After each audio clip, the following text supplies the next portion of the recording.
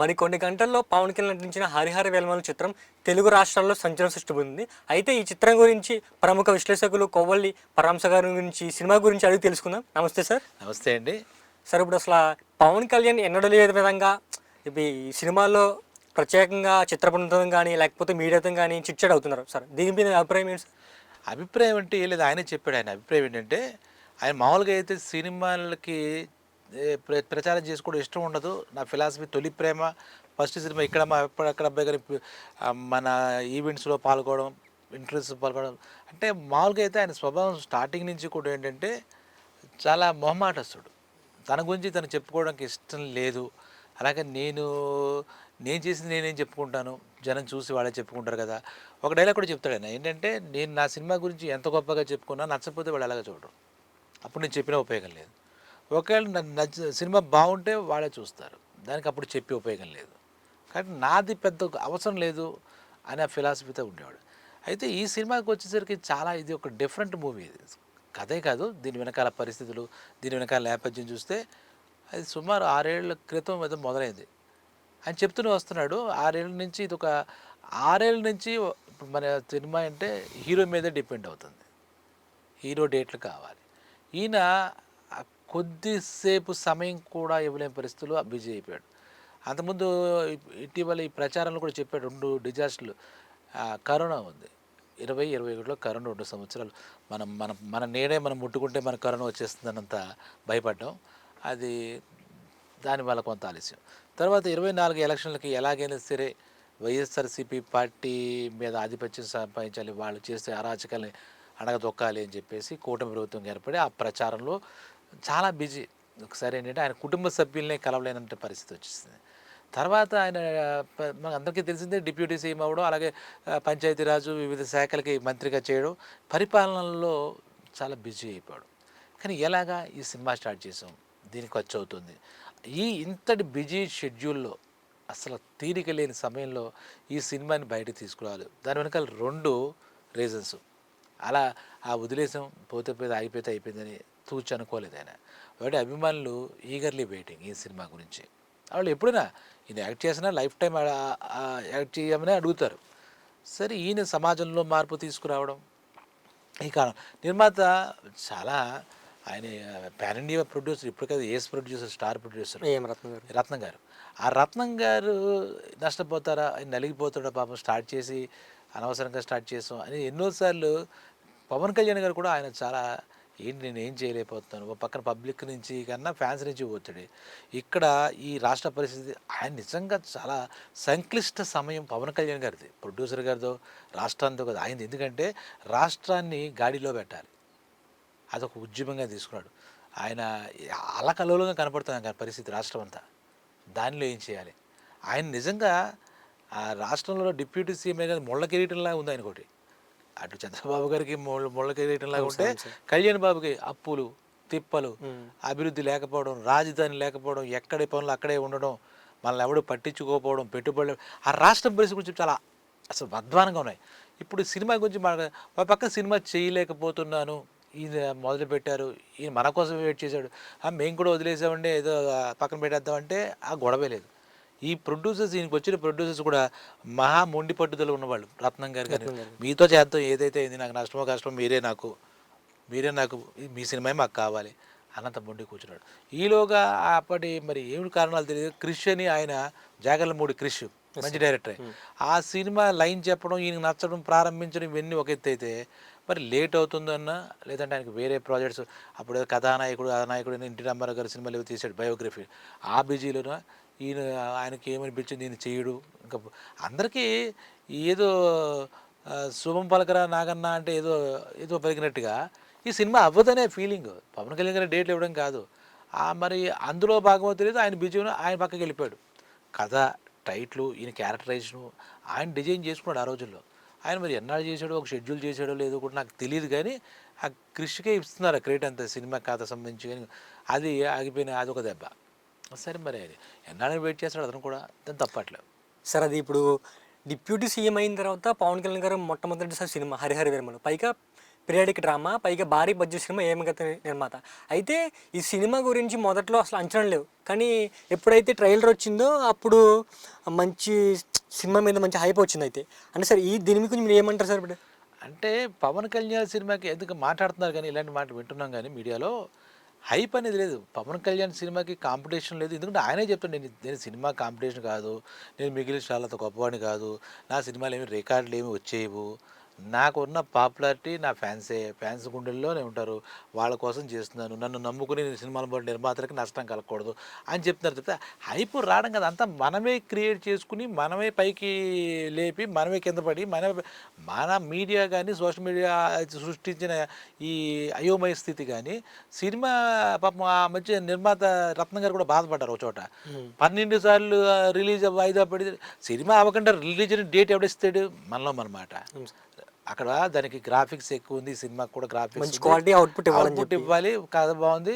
ఒకటి ఈయన డేట్లు ఇచ్చి ఈ 2-3 నెలల క్రితమే ఈ షూటింగ్ పూర్తయిందని చెప్పి ఆయన ఒక నిర్ణయం తీసుకుని మనం కమిట్ అయినటువంటి ఓజీ ఒకటి ఉస్తాద్ బకస్ కంప్లీట్ చేసేద్దాం, ప్రేక్షకులు ఉన్నారు, తర్వాత మనం మాట్లాడడం తర్వాత విషయం అని చెప్పి అనుకున్నా తప్పితే అన్నిసార్లు వాయిదా చిత్ర యూనిట్టో ఏదో మాట్లాడాలి మామూలుగా. మనమే ఎవడో మనకు తోచినట్టు ఏదో రాసినట్టుగా ఈ సినిమా సెప్టెంబర్లో రానుంది దసరాకి, జనవరిలో అని ఎలా వస్తుంది? ఒకటి ఈయన యాక్టింగు, ఈయన dubbing, post production, graphics work, VFX ఇవన్నీ ఉన్నాయని వాడు కదా ప్రొడక్షన్ యూనిట్ వాడు సిద్ధమైన చెప్పాల్సిన వీడియో. ఇంకా మ్యూజిక్ కీరవాణి గారు చేయాలి, రికార్డ్. అప్పటికి మనకు 13 సార్లు. ఇంతకీ ఈయన చెప్పిన ప్రకారం, ఈయన అనుకున్న ప్రకారం ఒక 3 సార్లు 8 సార్లు వాయిదా పడింది అన్నాడు రత్నం గారు. ఇలా ఎందుకు రహస్యం తెలియట్లేదండి అని. ఇంక సినిమా ఆపేస్తారట. ఎవడి ఊహాగానాలు వాడవన్నమాట. హరిహర వీరమల్లు టార్గెటెడ్ అయిపోయాడు మొత్తం మీద. నిజంగా ఇవి తప్పించుకోవడానికి వాళ్ళు యుద్ధం చేయాల్సి వచ్చిందని చెప్పాలి. రత్నం గారు అనవచ్చు, పవన్ కళ్యాణ్ ఆయన కూడా చెప్తున్నారు నాకు ఎలా ఉంది పరిస్థితి. అందుకే చెప్పారు, ఆ విజయవాడ మంగళగిరి పార్టీ ఆఫీస్ దగ్గర ఎక్కడో వాళ్ళ ఏదో ఫ్రెండ్స్ గోడౌన్స్లో ఎక్కడో వీళ్ళు యూనిట్ అంతా అక్కడికి వస్తే రోజుకు 2 గంటల చొప్పున నేను కేటాయించి చేయాల్సి వచ్చింది. మళ్ళీ ఎక్కడ క్వాలిటీకి నేను రాజీ పడలేదు, ఎక్కడ కూడా నేను నా బెస్ట్ ఇచ్చానని ఒక మంచి బ్యూటిఫుల్ పదం వాడారు. బెస్ట్ ఇచ్చాను. ఇంత నాకు ఇంత అసలు సమయం లేని ఈ స్థితుల్లో కూడా ఒకవేళ ఎందుకు పరిపాలన నుంచి ఈయనకి ఇంకా సినిమా దాహం తీరలేదు, ఇంకా సినిమాలు చేసుకోవచ్చు కదా, అలాంటప్పుడు ఇన్ని మాయమాటలు చెప్పి మార్పు తీసుకురావాలని చెప్పి రాజకీయాల్లోకి ఎందుకు వచ్చినట్టని ఒక పిచ్చినోళ్ళు వాగుతూ ఉంటాయి. కొన్ని పిచ్చినీళ్ళు ఉంటాయి మన చుట్టూ ఉంటాయి, మంచిగా చెడిన వాగుతుంటాయి. అయితే ఆయన చెప్తున్నాడు, ఆయన నేను సినిమాని మొత్తం విరమించేసానని చెప్పలే. నాకు ఆదాయమే అన్నం పెట్టేది, ఇప్పుడు కూడా నాకు సినిమాయే ఆదాయం. ఆయన ఏం చెప్పాడు, ఒక జర్నలిస్ట్ చెప్తే చాలా గమ్మత్తుగా చెప్పాడు, మీకు ఏది ప్రాధాన్యత అండి, రాజకీయాల సినిమా అని అడిగాడు. ప్రాధాన్యత అయితే రాజకీయాలు, ప్రజల సంక్షేమం, మన రాష్ట్రాన్ని మనం నెంబర్ 1గా నిలబెట్టుకోవడం, ఈ కూటమి ప్రభుత్వం పెద్దలతో కలిసి ప్రయాణం చేయడం, ఇదంతా అని చెప్పాడు. ఇక అయితే నాకు సినిమాయే ఇంధనం. ఇంధనం అంటే ఏంటి? ఎంత బెంజి గారికైనా పెట్రోల్ కావాలి కదా, ఆ సినిమాయే ఇంధనం. సినిమాలో నటించిన తప్పితే నాకు ఇంకో పని కూడా రాదు. రాజకీయాల్లో చైతన్యం తీసుకురావాలి, ప్రజల్లో మార్పు తీసుకురావాలి, నా లక్ష్యం అది.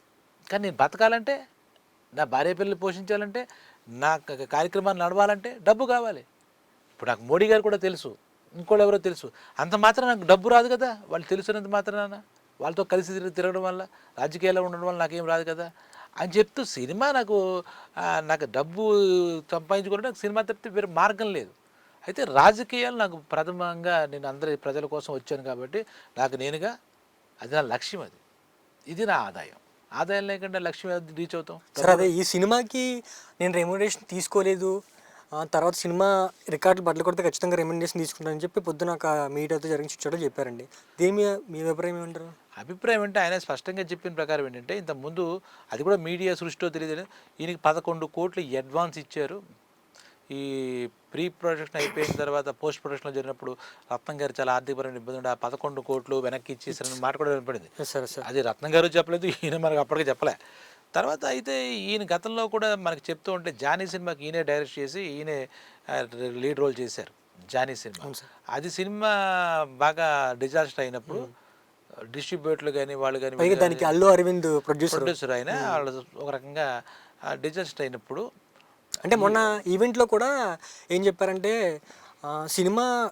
జానీ సినిమా పోయింది, ఇక్కడ నేను డబ్బులు వెనక్కి ఇచ్చేసాను, నా కుటుంబం నుంచి నేను వెనక్కి ఇచ్చేసాను, అంటే ఆర్థికంగా బలంగా ఉంటేనే ఏ సంబంధమైనా అని చెప్పారండి. అంటే ఇక్కడ మనం చెప్పుకునే మాట అది. ఇప్పుడు మన ఈ సినిమాకి ఇప్పుడు రెమ్యునరేషన్ తీసుకోవట్లేదు ఈ సినిమా గురించి అంటే, అప్పుడు అనుభవం వల్ల నేను డబ్బులంతా డిస్ట్రిబ్యూటర్గా వాళ్ళకి వెనక్కి ఇచ్చి అది నా నైతిక బాధ్యత. ఎక్కడైనా హీరో వెనక్కి ఇచ్చేయాల్సిన రూల్ ఏం లేదు. సినిమా ఫ్లాప్ అయినా ఇంకోటైనా అది ప్రొడ్యూసర్స్ డిస్ట్రిబ్యూటర్స్ భరిస్తారు నార్మల్గా. ఈయన అలాగక్కడ ఈయన అడిగారు కాబట్టి కమిట్మెంట్ అయ్యి ఆ సినిమా నాకు చాలా పాఠాలు నేర్పింది అని చెప్పి ఆయన చెప్తూ వచ్చారు. ఈ సినిమా కూడా ఇప్పుడు రత్నం గారు 6 ఏళ్ళు అంటే 5-6 ఏళ్ళు అనుకుందాం సుమారు. దీంట్లో ఈ సినిమా కూడా 200 కోట్ల పైన 250 కోట్లు ఈ సినిమా ప్రొడక్షన్ వేరియస్ టైమ్స్ అలా ల్యాగ్ అవుతూ ఉండడం వల్ల అడ్వాన్సులు రాకపోవడం ప్రొడ్యూసర్కి, అలాగే ఇంట్రెస్ట్లు పెరిగిపోతుంటాయి. అన్ని జేబు నుంచి డబ్బులు తేరు, ఎవరో బయట ఫైనాన్స్ తేవడం, వీటివన్నిటి చూడడం వల్ల ఇప్పుడు ఈ రోజున మిగిలిన హీరోలు అందరితో కంపేర్ చేసుకుంటే ఆయన రెమ్యూనరేషన్ ఎంత తీసుకోవచ్చు మనమే అంచనా వేయచ్చు. రెమ్యూనరేషన్ ఎంత తీసుకోవచ్చు మనం అంచనా వేయచ్చు. ఇప్పుడు ఆయన సమకాలీన నటుల్లో అంతటి పాపులారిటీ ఉన్న స్టారు ఇప్పుడు ఇవాళ కాక రేపు వచ్చినట్టే కోర్టులో అడుగుతున్నాడు, మాట చెప్తున్నా. అలాంటి తీసుకో, కానీ ఆయన వల్ల లేట్ అయ్యింది. ఆ ప్రొడ్యూసరు నలిగిపోతున్నాడని ఒక పదం వాడాడు పాపం. రత్నం గారు నలిగిపోతున్నా, ఆయన కోసం నేను ఈ ప్రెస్ మీట్లు ఈ ప్రచారం కూడా ప్రమోషన్స్ నా అభిమతానికి వ్యతిరేకంగా అయినప్పటికీ నేను వచ్చానని కూడా చెప్పాడు పాపం ఆయన. కాబట్టి నిజమే. ఇప్పుడు మరి అదే సందర్భంలో ఇంకో దాంట్లో కూడా ఈ మాట గుర్తొస్తే కనుక మరి సినిమా రేటు మీరు పెంచారు కదా, మీరు అప్పుడేమో పెంచలేదు కదా, ఇవో చెప్పారు. భీమ్లా నాయక్కి నన్ను చాలా రిలీజ్కి ఇబ్బంది పెట్టి నేను 10-15 రూపాయలు ఇంకా తగ్గించి ఉన్నదాని మీద నాకు నష్టపెట్టాలని చెప్పారు. అప్పుడు నా అభిమానులు నాకు నిలబడ్డారు. నేను అడిగాను, మీరు చూస్తే మీకోసం చేశాను కానీ మనల్ని ఎవడు రాపేది అన్నాను. అదే వాళ్ళు అదే అన్నారు మనల్ని. ఇప్పుడు మరి ఇది మా ప్రభుత్వం, మా సమయం, మా నిర్మాతకు లాభం రావాలి, రికవరీ అవ్వాలి, రికార్డులు అవన్నీ స్టామినా మాది ఏంటి తెలియదు, మా సత్తా మీకు చూపించే సమయం మాది, మా సత్తా చూపిస్తాం. అందువల్ల ఇప్పుడు ఆయనకు 10 రూపాయలు వస్తే నేను నా రెమ్యూనరేషన్ ఆయన ఇస్తాడు. నేను తీసుకుంటాను ఏంటి, నేను తీసుకోవడం ఏముంది, ఆయనే ఇస్తాడు రత్నం గారే. ఇప్పుడు దగ్గర 1000 కోట్లు కరెక్ట్ చేసింది అనుకుందాం మనం. సినిమా 250-300 కోట్లు ప్రచారం కలిపి అయ్యింది అనుకుందాం. 700 కోట్లు వస్తే ఈయనకు 100 కోట్లు ఇస్తే తప్పింది. మనకు ఈయన ఒక పిచ్చోడు కదా, మళ్ళీ తీసుకొచ్చి ప్రజల్లో పెడతాడు ఏ లీజు రైతులు. సరే, ఇప్పుడు సోషల్ మీడియాలో హరిహర వీరమల్లు బాయ్ కట్ అని చెప్పి ఒక ట్రెండ్ అవుతుంది ట్విట్టర్లో కానీ సోషల్ మీడియాలో కానీ. సార్ దీని వెనకాల చాలామంది అంటే రాజకీయ నేతలు ఉన్నారు, వాళ్ళే చేస్తున్నారు అని చెప్పి కొన్ని ఊహాగానం బయటకు వచ్చింది. దీని మీద ఏమంటారండి అసలు? మీరు అంటే ఫ్యాన్స్ మట్టికి చాలా గగ్గ పడిపోతున్నారండి ఫ్యాన్స్. దీని గురించి ఇంతకుముందు కూడా చాలాసార్లు మాట్లాడినప్పుడు ఏంటంటే పవన్ కళ్యాణ్ ఫ్యాన్స్ ఎక్కడ ఇలాంటి పట్టించుకోరు. ఏదో ఏనుగు అలా వెళ్తుంటే కుక్కలు మురుగుతాయి అంటారు కదా మామూలుగా, అదొకటి. రెండోది, ఎందుకు బాయ్కాట్ చేయాలి? ఇప్పుడు బాయ్కాట్ అంటే ఏంటంటే వాళ్ళ మనోభిప్రాయాలు. ఇప్పుడు కాశ్మీర్ పండిట్స్ ఇలా కొన్ని సినిమాలు వచ్చాయి, ఒక మతానికి సంబంధించిన వాళ్ళు ఇంకో ప్రాంతానికి సంబంధించిన వాళ్ళు కించపరిచేటట్టు కొన్ని సీన్లు, ఒక జాతి. ఇప్పుడు మన కన్నప్పలో వాళ్ళు ఏదో బాయ్కాట్ చేయండి బ్రాహ్మణ వర్గాలు చెప్పారు, ఎందుకంటే బ్రహ్మానందం పిలక గిలక అని ఏదో పెట్టారు అని మాకు తెలిసింది. మా బ్రాహ్మణుల్ని మీరు కించపరిస్తే మేము ఒప్పుకున్నాం, రిలీజ్ చేయనివ్వం, ఆ సినిమా చూడొద్దు, బాయ్కాట్. అలాగే ఏదైనా అభిప్రాయాలు దెబ్బతింటే బాయ్కాట్ చేయాలని అప్పుడేం బాయ్కాట్ చేశారు, ఎవడ కోర్టుకి వెళ్తారు మా అయితే. ఇప్పుడు వీడి మనోభావాలు దెబ్బతిని బాయ్కాట్ చేయమని అనుకుందాం, వీడేం చేయాలి? ఇమీడియట్గా న్యాయస్థానం కానీ పవన్ కళ్యాణ్ గారి వీరమిల్లు సినిమాలో మమ్మల్ని ఇలా తక్కువ చేసి చూపించారు, మా వర్గాన్ని మా జాతిని మమ్మల్ని తక్కువ చేసి కించపరుస్తూ డైలాగులు ఉన్నాయి లేదా సీక్వెన్స్లు ఉన్నాయి అని కోర్టుకి వెళ్ళాలి న్యాయస్థానానికి. ఆ న్యాయస్థానం చెప్తుంది అనమాట. దేనికోసం బాయ్కాట్ చేయాలి? వాళ్ళు చెప్పిన మాటల్లో ఈ ప్రచారంలో పాల్గొన్నప్పుడు భీమ్లా నాయకులు 10-15 రూపాయలు తగ్గించాల్సిన పరిస్థితి, అప్పుడు వాళ్ళు మాకు సపోర్ట్ చేయలేదు, మా మీద కత్తి కట్టారు అని చెప్పింది. దీనికి వాళ్ళ నాయకుడు వైఎస్ఆర్సీపీ నాయకుల్ని అన్నదానికి ఎక్కడ సంబంధం ఉంది? దేనికి బాయ్కాట్ అని వీళ్ళు ఇచ్చిన మాటలు అందరూ అలా గుడ్డిగా నిరీక్షిస్తూ అదే పనిగా ఎప్పుడు వస్తుందా ఎప్పుడో చూసేవాళ్ళకి వీళ్ళు చెప్పే మాటలు వీళ్ళు వీళ్ళు సోషల్ కాదు ఉందా దాని వెనకాల బాయ్కాట్ చేయమంటే. ఇప్పుడు మందు తాగారు, ఒక చోట్ల కల్తీ సారా తాగి చచ్చిపోయారు 10 మంది, ఆ కళ్ళు దుకాణం మూసేయండి, కళ్ళు బాయ్కాట్ చేయండి అంటాడు. సోషల్ కాదు. ఇక్కడే ఇందులో సోషల్ మెసేజ్ చేస్తున్నాం, ధర్మ పోరాటం, సనాతన ధర్మం, మొఘలాల దాంట్లో మన అస్తిత్వం కోసం మనకు ట్యాక్స్ కట్టిన పరిస్థితి, చాలా విపత్కర పరిస్థితి, అక్రమాలు అరాచకాలు చేసేవారు ఆ రోజుల్లో. అటువంటి కథాంశంతో ఒక కల్పిత పాత్రతో చేస్తామని చెప్తే దీన్ని బాయ్కాట్ చేయమని అర్థవంతంగా లేవు అవి. ఎవడు బాయ్కాట్ చేసేస్తాడు? ఇప్పుడు మీకే చెప్పారు బాయ్కాట్ చేయమని, దానికి మీరే ఇస్తారా సపోర్టు? ఇప్పుడు ఎక్కడ చెప్పాలంటే ఏదైనా సందర్భం సమయోచితంగా ఉంటే, దాంట్లో రీజన్ ఉంటే ఖచ్చితంగా వీళ్ళు అప్పీల్లో కూడా ఉంటుంది. ఇది అసహనంతో, అసూయతో, ఈర్ష్యాద్వేషాలతో మాట్లాడే మాటలు. వాళ్ళ నాయకుడిని కూడా ఏమనేశారు? ఇవన్నీ చూస్తే కనుక అవి అలాగే ఉంటాయి, రికార్డెడ్గా ఉంటాయి. ఇప్పుడు అన్ని టీవీల్లో అందరూ చూస్తున్నారు, ప్రజలందరూ ఈ హరిహర వీరపల్లి గురించి ఈయన ప్రమోషన్లో వచ్చి నిజాయితీగా చెప్పే మాటలు అందరూ పరిశీలిస్తున్నారు. ఇదేం దాచేసేది కాదు. అవును సార్. ఇప్పుడు జగన్ గారు అనుకుందాం, డైరెక్ట్గా మాట్లాడుకుంటే జగన్ గారిని ఈయన ఏం తిట్టేసాడు మనకు తెలియకడుగుతాను. అసలు సినిమా ప్రమోషన్లో ఆయన రాజకీయాల గురించి మాట్లాడాలి. ఇంకా ఇప్పుడు 3 సార్లు ఇవాల్టి చూస్తే ఆయన ఏదో ప్లానింగ్ ప్రకారం ఒకటి హైదరాబాద్లో ప్రెస్ మీట్ పెట్టారు, 2 నిన్న విజయవాడ అంటే మంగళగిరిలో వాళ్ళ పార్టీ ఆఫీస్లో ప్రెస్ మీట్ పెట్టారు, ఇప్పుడు వైజాగ్లో ఏదో మాట్లాడుతున్నట్టున్నారు. ఇలాగ వేరియస్ ప్లేసెస్లో మనకి నలుమూల తెలుగు రాష్ట్రాలకు సరిపడ అన్ని చోట్ల పెట్టి మాట్లాడుతున్నారు సెలెక్ట్ చేసుకుని. అందులో కూడా ఓన్లీ సినిమా జర్నలిస్టులే కాకుండా నేషనల్ జర్నలిస్టులు, పొలిటికల్ జర్నలిస్టులు, ఈయన పొలిటీషియన్ ఇంకా పెద్దది. ఎందుకంటే కంటిన్యూస్గా 10-14 ఏళ్ళు బట్టి ఉన్నాడు. అదే సినిమాలు అంటే గ్యాప్ ఇచ్చి 5-6 ఏళ్ళకి చేశారు. కానీ సో భారతదేశం దృష్టి అంతా ఈయన మీదే ఉంది రాజకీయాల పరంగా చూస్తే కనుక. వాళ్ళు కూడా అసలు ఏంటండి రాజకీయాలు అన్నీ అడుగుతున్నారు. ఇదే సమయం ఈయన ప్రెస్ ముందుకు వచ్చి మాట్లాడే పరిస్థితి ఇదే కాబట్టి సనాతన ధర్మం ఏంటి, ఈ క్యారెక్టర్ ఏంటి, ఆ క్యారెక్టర్ ఏంటి, ఇందులో ఏమి ఇస్తున్నారు మీరు మెసేజ్ అని చెప్తున్నారు. కాబట్టి అందులో మాట్లాడి రత్నం గారికి నష్టం రాకూడదు, ఆయన నలిగిపోయాడు, సినిమా బతకాలి, ఎంతోమందికి అండగా ఉన్నాను, దేశ సమస్యపై పోరాటం చేస్తున్నాను, అటువంటిది మా సినిమా ఇండస్ట్రీలో మేము ఎందుకు అండగా ఉండకూడదు అని ఆలోచించుకున్నాను. రత్నం గారికి నేను నిలబడాలి, అటువంటి మనిషి ఎక్కడ ఉండరు అంత స్పష్టంగా ఆయన ప్రచారానికి వచ్చిన పర్పస్ వీళ్ళనేదో ఆయన అవ్వాల్సిన అవసరం లేదు. ఇప్పుడు వీళ్ళకి అసలు మాట్లాడడానికి వీళ్ళు ఆల్రెడీ ఎక్కడున్నారు, కనుమరుగైపోయిన వీళ్ళ గురించి, వీళ్ళ నాయకుడి గురించి ఇప్పుడు దరిద్రంగా అయితే ఎందుకు మాట్లాడతాడైనా? ఇది విమర్శించడానికి ఆయనకి ఏం వేరే కాదు. ఆయనకు ఉన్న టైంలో సినిమా గురించి ఏం చెప్పాలి, సినిమాలో హైలైట్స్ ఏంటి, ఆయన ఏం చేయబోతున్నాడు, ఆయన ఏం నెక్స్ట్ ఏం చేయబోతున్నాడు, అవే మాట్లాడతారు. కానీ ఇంక మాట్లాడు కదా. ఇప్పుడు ఎవరో అడిగారు, అది సంబంధం లేకపోయినా ఇది ఇర్రిలవెంట్ అనట్లేదు. ఎందుకంటే ఆయన 2 కోణాలకు సమాధానం చెప్తున్నాడు. ఏంటంట, మీరు క్యాడర్పై దృష్టి పెట్టరా, మరి చాలామంది అసంతృప్తిగా ఉన్నారని. అది పాలిటిక్స్ సంబంధించిన క్వశ్చన్. ఓన్లీ ఫ్యాన్స్ సినిమా గురించి ఇప్పుడు మాట్లాడుతున్నారు, బాగానే ఉందని అర్థంలో అంటే లేదు. నా పార్టీని కూడా సంస్థాగతంగా నెక్స్ట్ ఎలక్షన్ వచ్చారు, నేను బలోపేతం చేసుకోవాలి, దాని మీద కూడా ఇప్పుడు ఒప్పుకునే సినిమాలు అది షూటింగ్ అది పూర్తి చేసుకుని నా పాత్ర అయిపోయిన తర్వాత నేను చేశాను. నెక్స్ట్ టైం కూడా ఈ హరిహర వీరమల్లు ఎక్సెప్షనల్ కేసు. ఇప్పుడు ఓజీకి అలా ఇంకో సినిమా ఏంటి ఉస్తాద్, ఇంతలా ఆయన పబ్లిసిటీ ఇస్తారని అనుకోకలేదు. ఆయన మనకు కనపడతారని నమ్మకం కూడా లేదు నాకైతే. ఎందుకంటే ఇది ఒక ఇంజిన్ ఉంటుంది ఈ సక్సెస్. అంటే పవన్ కళ్యాణ్ కూడా అదే చెప్పారు, నా జీవితంలో మొట్టమొదటిసారిగా ప్రెస్ మీట్ పెడుతున్నాను, అది కూడా ఒక సినిమా గురించి. కాబట్టి నా గతంలో కూడా నేను అంటే ప్రొడ్యూసర్ నష్టపోయారు కాబట్టి నష్టపోకూడదు కాబట్టి నేను ఇది ఎక్సెప్షనల్ కేసు. నెక్స్ట్ సినిమాకి అంత అవసరం కూడా లేదు ఆయన చెప్పవలసిన. ఎందుకంటే ఇప్పుడు జనాలు కూడా ఓజీ ఒకటి, ఉస్తాద్ అది ఒకటి వాళ్ళు చూడాలని ఇంకా ఇప్పటి నుంచే వాళ్ళు మొదలెడతారు. నెక్స్ట్ సినిమా చేస్తారు లేదు. ఇది ఎలా ఉంటుందంటే ఇది ఒక ఆయన డబ్బు కోసం ఒకటి సినిమాలు చేయాలని చెప్పారు, ఒక క్లాస్ చెప్పారు. మనం ఫ్యూచర్లో కూడా మీరు చేయనన్నారు, మళ్ళీ ఎందుకు వచ్చారు మనం అడగక్కలే. ఆఖరికి కొన్ని పరిస్థితులు ఉంటాయి. ఎన్టీ రామారావు గారు కూడా సినిమాల్లో ముఖ్యమంత్రి అయిన తర్వాత కూడా చేసే పరిస్థితి ఉండదు అసలు. ఫస్ట్ ఆఫ్ ఆల్ బ్రహ్మర్షి, విశ్వామిత్ర, శ్రీనాథ కవి సారబొమ్మ, అలాగే మోహన్ బాబు గారు అడిగితే ఒక సినిమా పుణ్యభూమి నా దేశం అనే మేజర్ చంద్రకాంత్ అది చేశారు. అది శాశ్వతంగా రాజ్యాంగం వీళ్ళు చేయొద్దని నేను చెప్పరు, ఎవరు గుర్తాలు చేసుకోవచ్చు. ఇప్పుడు రాజకీయాల్లోకి వచ్చి ఎమ్మెల్యే ఎంపీ వాడు బిజినెస్ చేసుకోవడం, వాడు బతకాలంటే వాడి పనులు, వాడి వ్యవహారం. అలాగే ఈయన వృత్తి, ఇది సినిమా అనేది వృత్తి చేస్తారు.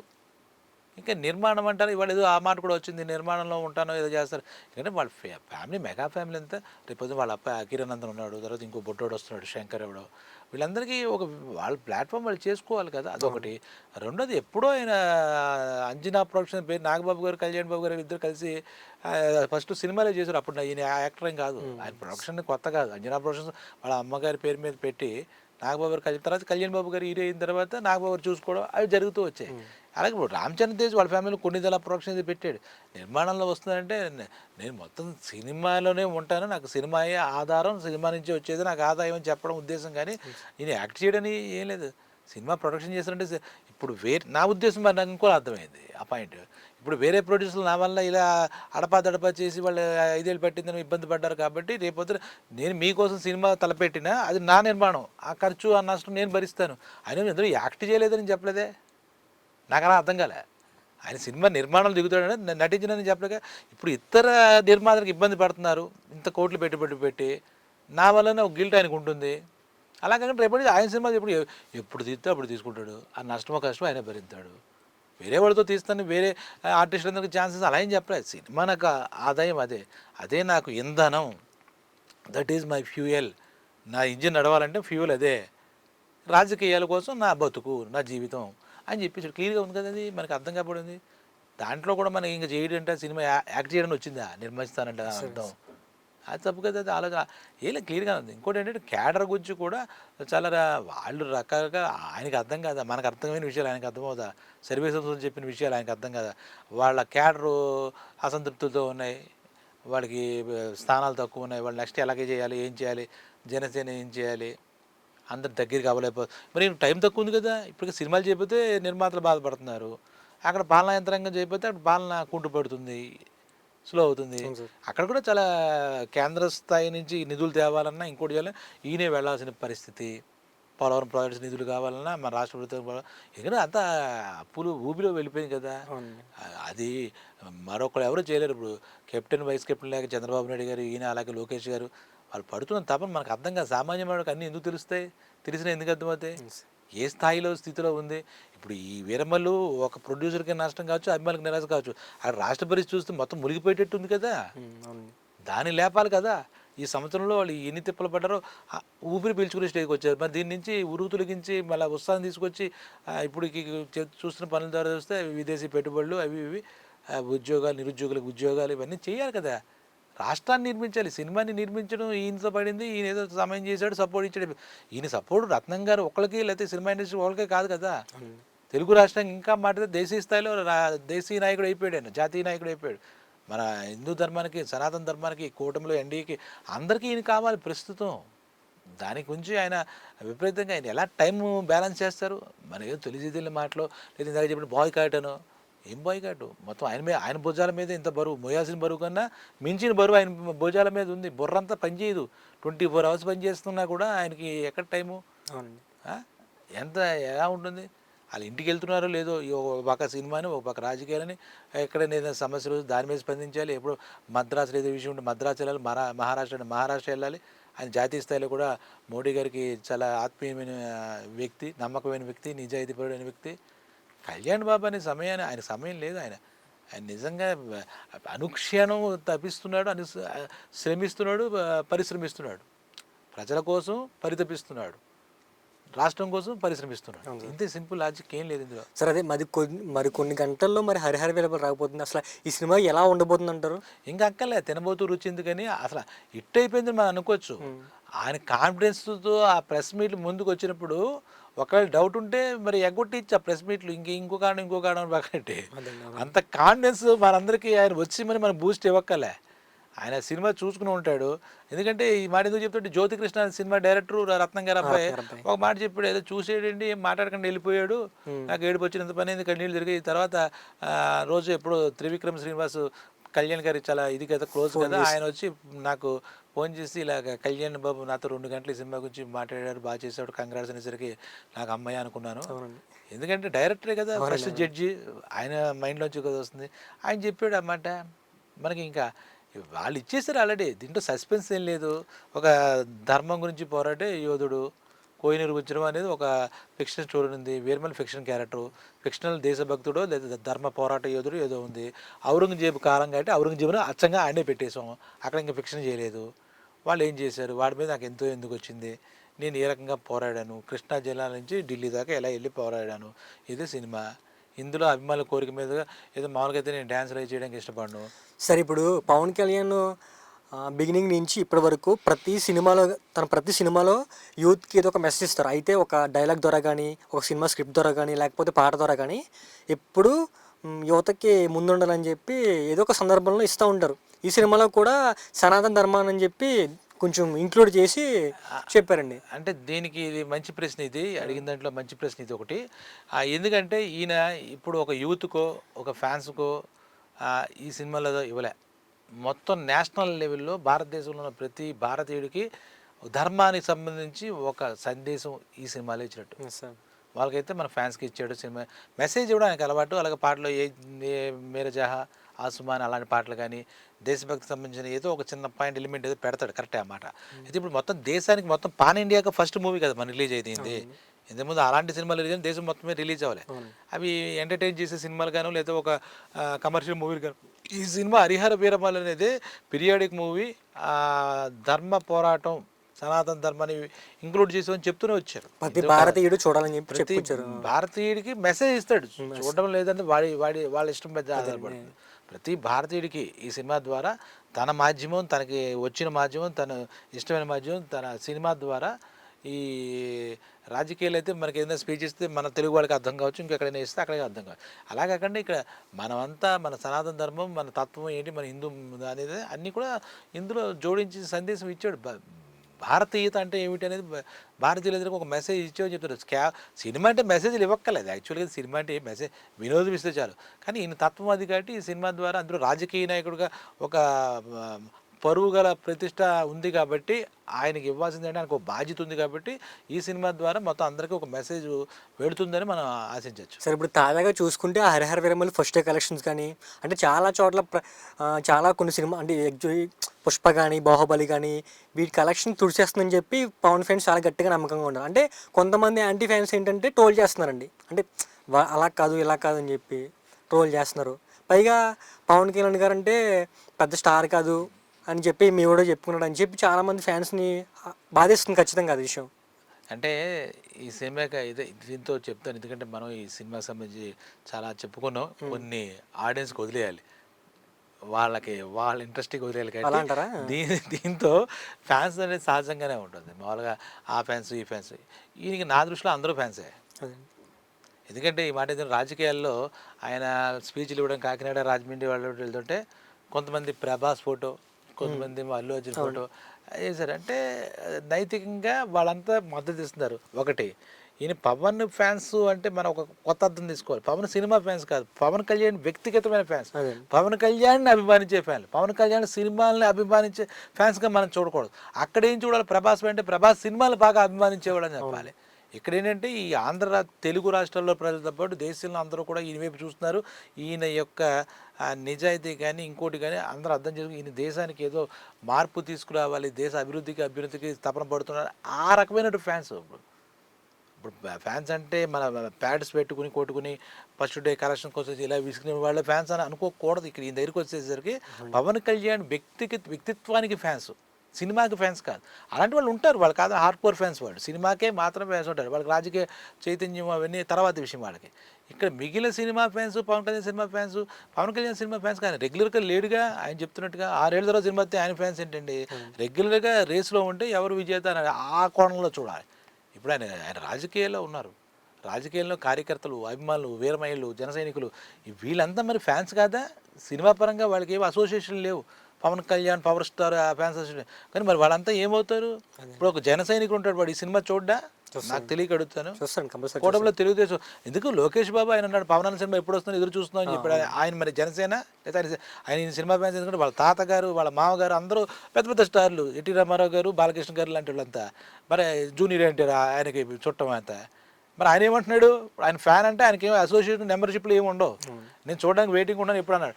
ఇంకో నిన్న రఘురామకృష్ణరాజు గారు స్పీకర్ గారు, ఆయన పొత్తులో స్పీకర్గా ఉన్నారు, ఆయన వెయిటింగ్ ఫర్ వాచింగ్ మూవీ అంటున్నాడు.